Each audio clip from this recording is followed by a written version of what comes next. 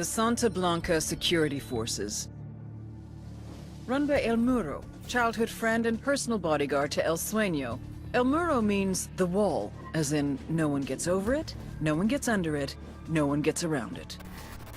SBC security forces recruit hard and train harder. Instructors from Israel, South Africa, Russia, and unfortunately, even the good old US of A. Polygraphs, first of every month.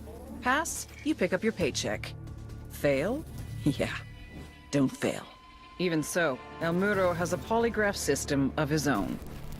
These sicarios, aka gunmen, get intense training in marksmanship, surveillance, driving.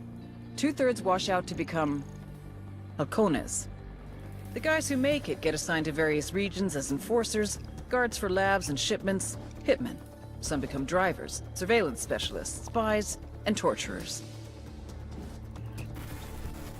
Just below El Muro is Santa Blanca's head sicario, La Plaga, the Plague. You may ask, how does a show-off party boy rise to be the second in command of Santa Blanca security? Answer, sperm.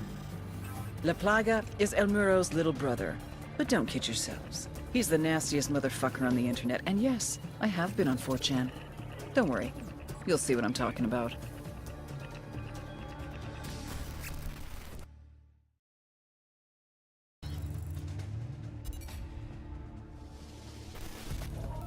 Get ready. Odds left, evens right. Focus on your goddamn sectors this time. Carl Burkhardt, former sergeant, 3rd Battalion, 75th Ranger Regiment, natural-born killer. Show me what you got, cocksuckers. Make me hard. Go, go, go! Carl was in and out of juvie from around age 15. Records are sealed, but the pattern is what you'd expect. At 18, a judge gave him the choice of joining the army or doing jail time. Burkhardt thrived in the army. After graduating from Ranger School, he deployed to Iraq with 3rd Battalion in 2003. He finally found his place and was looking to make the army his career. And then in '05, his patrol hit an IED in downtown Ramadi.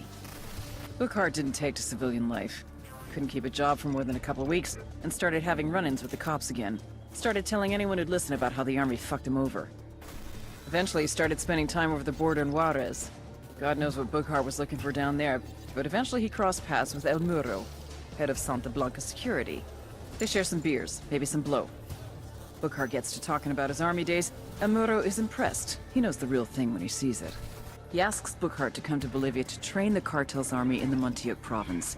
El Muro wants them to be the best force of its kind in all of South America. And Burkhardt is just the kind of man he's looking for. The kind of man who can run combat drills, show a bunch of morons how to field strip a G-36 in 2 minutes flat. The kind of man who can turn narcos into elite soldiers.